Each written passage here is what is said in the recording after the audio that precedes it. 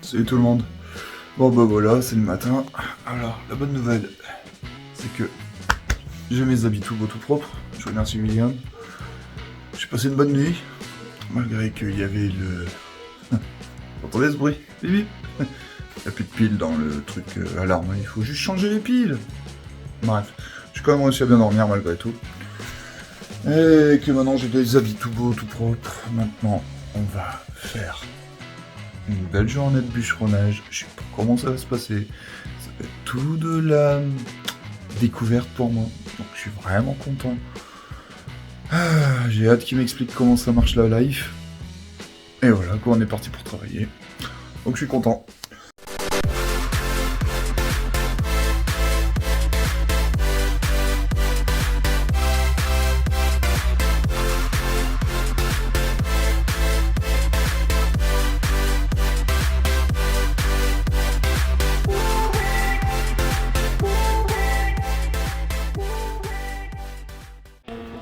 Bon, la belle vie.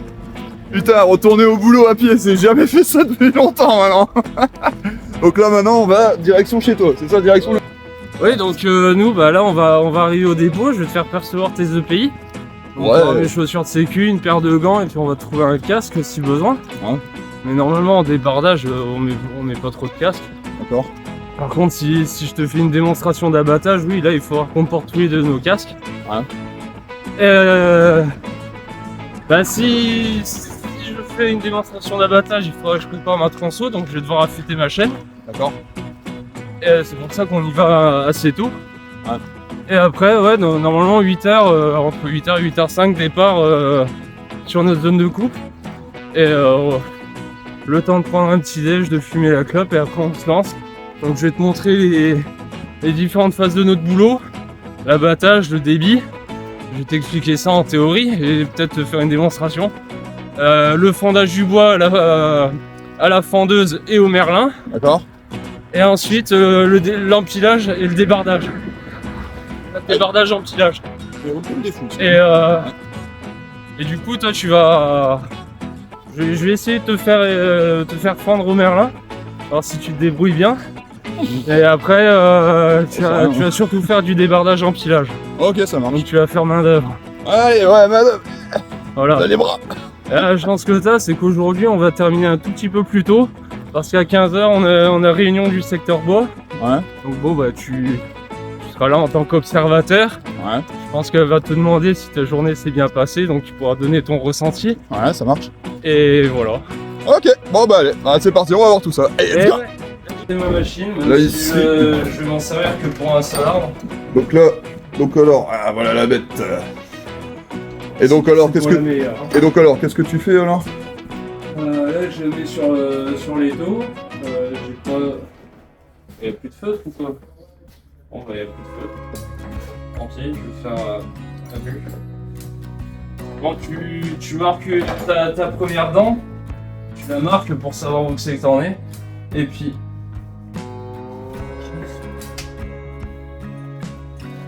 Voilà. Donc tu prends ta première dent, bon là elle est quasi neuve, mais normalement tu regardes la dent la plus usée, tu la rectifies, et à partir du moment où tu l'as rectifiée, tu essayes de mettre le même coup de lime sur chaque dent. Donc moi bah, je vais commencer sur celle-ci. Donc on prend l'angle. Moi en général je mets 4 coups de lime quand elles sont neuves. Ah d'accord, ok, au fait t'affûtes, au fait, Hop c'est là, ça. voilà, j'affûte.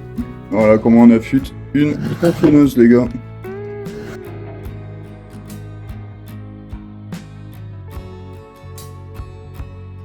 Les gars, je sais comment maintenant on lime une tronçonneuse. Je savais pas comment on faisait, maintenant je le fais. Voilà. Allez, on continue. Ok. Alors, à savoir aussi que pour utiliser une tronçonneuse maintenant, apparemment il faut un permis. Tout à fait, il faut un permis tronçonneuse. Alors je sais que dans le cadre professionnel c'est obligatoire maintenant. Pour les particuliers, je sais pas si c'est déjà en vigueur ou si ça va arriver. Mais il faut savoir qu'il y a un permis tronçonneuse, il y a 4 niveaux. Le CC1, donc pour le travail au sol, le débit de tête et tout ça. Le CC2, c'est pour l'abattage des arbres de moins de 30 cm de diamètre. Le CC3, c'est pour l'abattage des gros diamètres, supérieurs à 30. Et le CC4, c'est les canons conformes, donc des arbres qui ont un fort penchant naturel, qui pourraient être au-dessus d'une route, au-dessus d'une clôture, pas loin d'une ligne électrique ou quoi. Des arbres pourris à cœur, donc vraiment des cas complexes. Et chaque niveau, c'est 250 €. Donc pour avoir le pack complet, il faut débourser 1000 €. Si ça n'a pas changé depuis. Commence à faire encore de la caillasse au niveau de l'état, mais en même temps, ça pourrait protéger aussi certaines personnes qui ne savent pas utiliser une tronçonneuse. Ah bah c'est très bien des accidents, oui. Ouais, donc c'est un mal pour un bien. Voilà. Ok, bah merci William.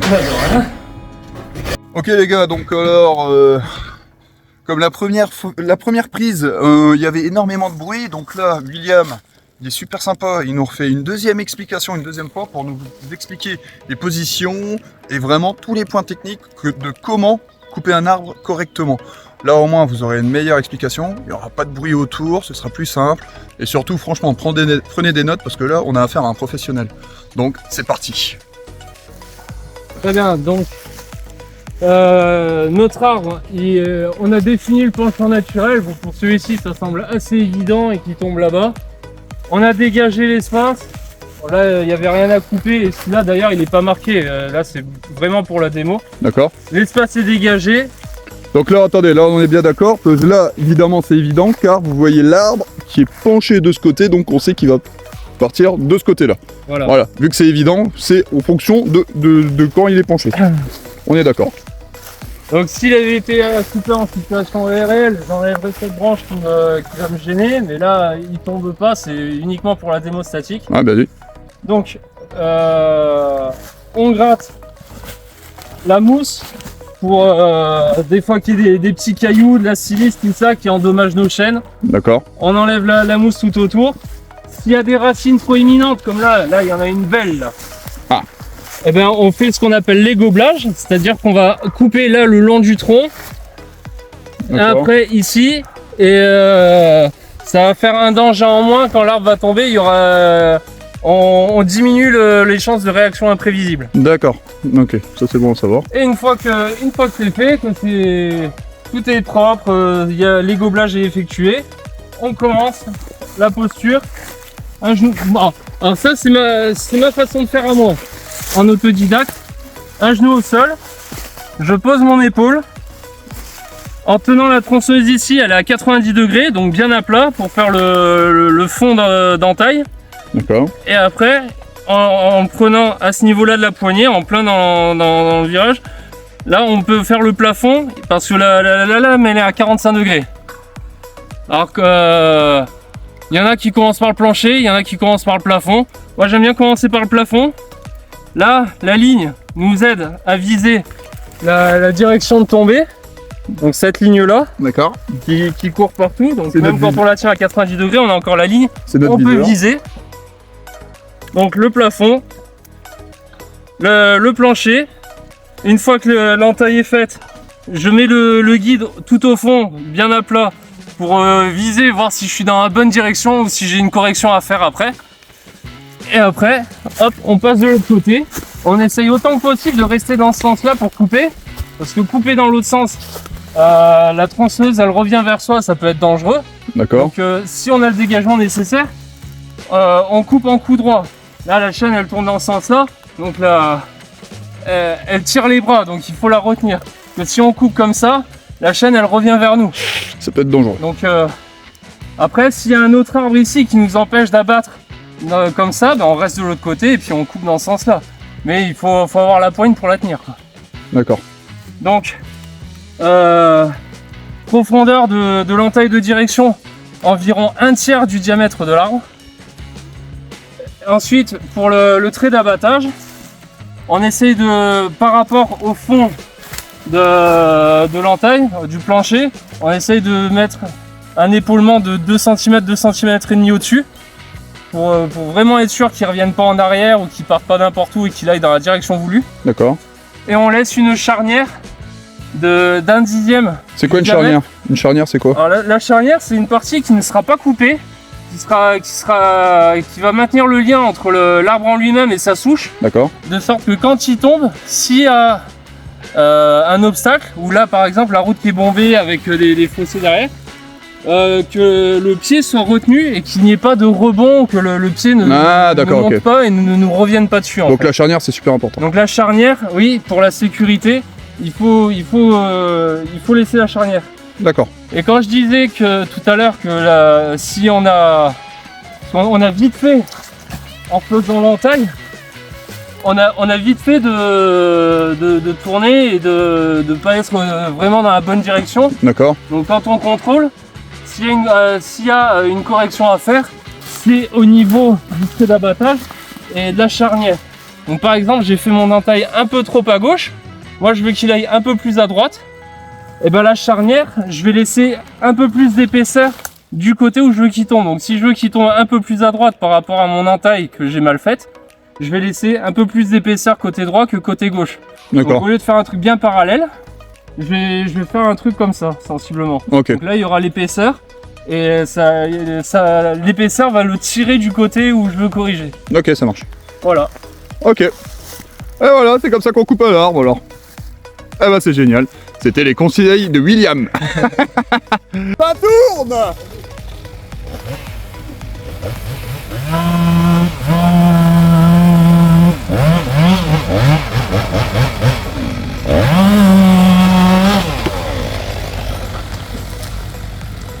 Waouh. Alors là, on dit que l'arbre est encroué, c'est-à-dire qu'il n'est pas tombé complètement parce qu'il est retenu par un arbre voisin. Donc il est encroué. Et nous ici, on dit vulgairement qu'il est perché. D'accord, ok. Encroué. Donc là, tu vas voir comment désencrouer un arbre. Ok, super.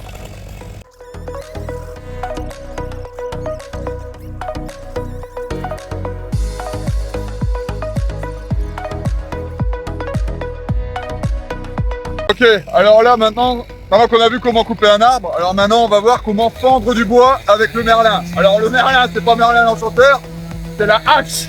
Voilà. Je savais pas que c'était ça le merlin moi à la base.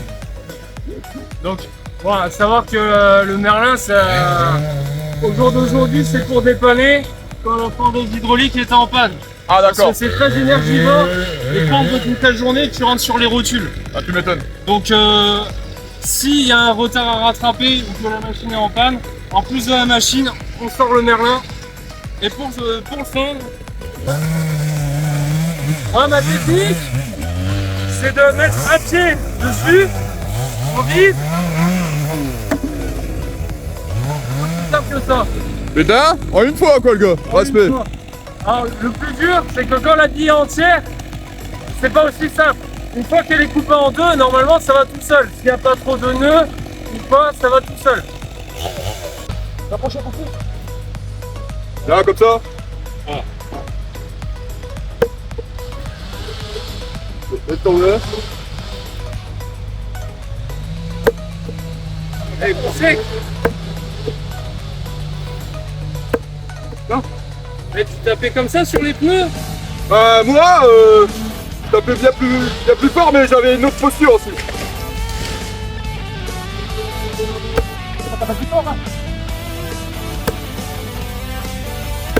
Tout le temps que je vais habituer. Voilà. Donc là, t'as ta faille. Attends. Là, t'as ta faille, tu vas pouvoir reculer au bout. Là, tu le chevauches. Et t'as ta faille, maintenant tu vas taper ici. Comme quand tu tapes le pneu.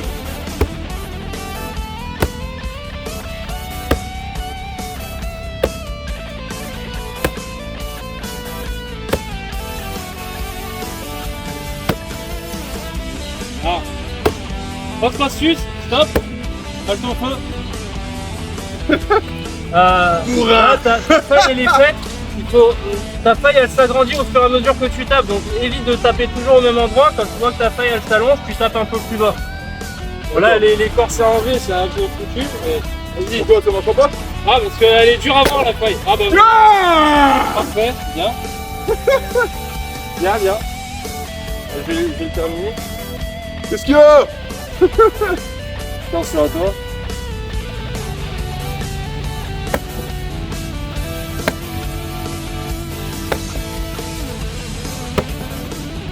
On voit qu'il a l'habitude. Hein.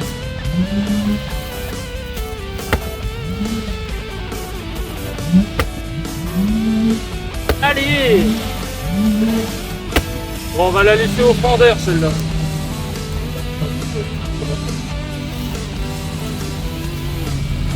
Attention, là on a un professionnel. Ça se fait. Joli. On sent qu'il a l'habitude. Hein.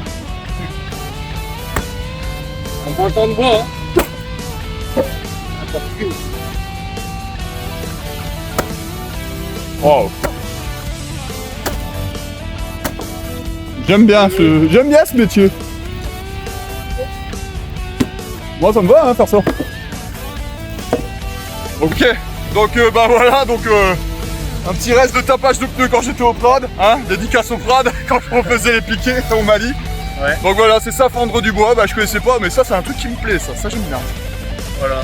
Une fois que t'as le coup, après ça va tout seul. Ça j'aime bien. Donc c'est physique, c'est très énergivore. et je vais faire ça toute la journée alors, fendre du bois. Non, c'est ça non, là c'était juste pour la démo. Normalement, la direction sont assez frileux à te faire utiliser un Merlin. Ouais. Donc là, l'essentiel de ta journée, ça va être le débardage. C'est ce qu'on va voir maintenant. Super, en avant pour le débardage.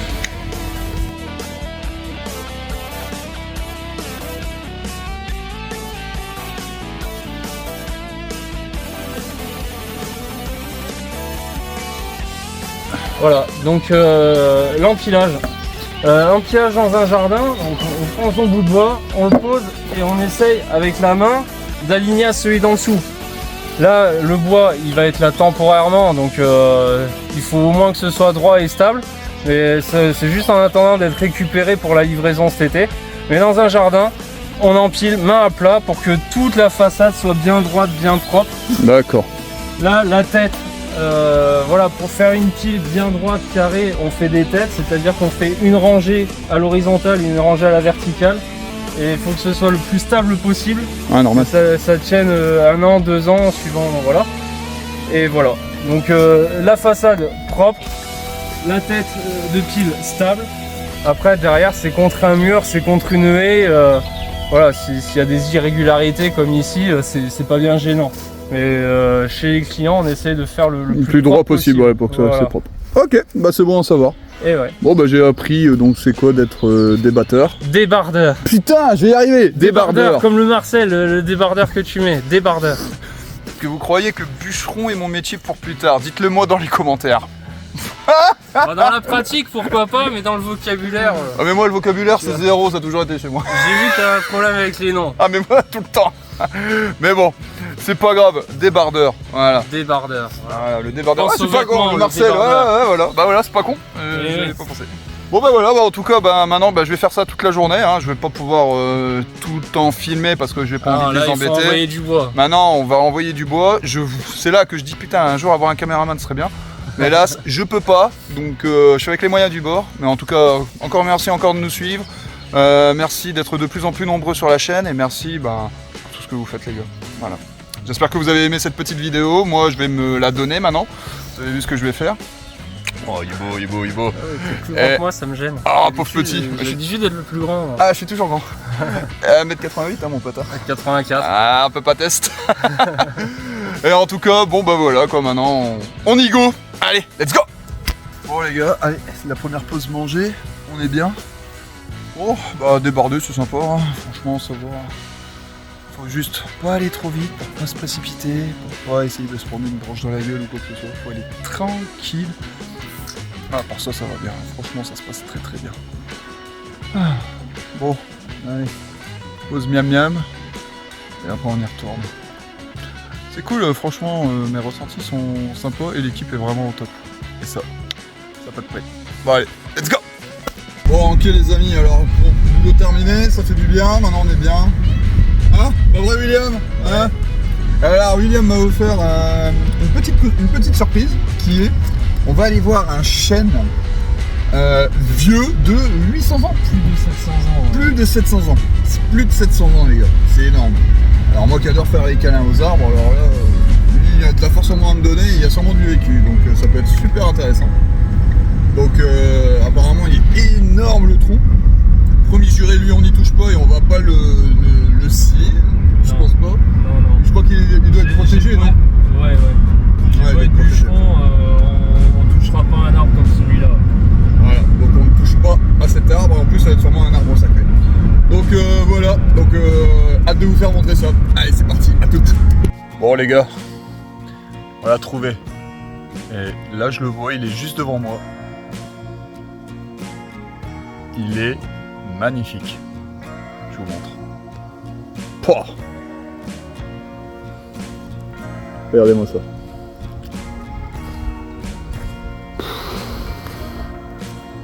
Il est énorme.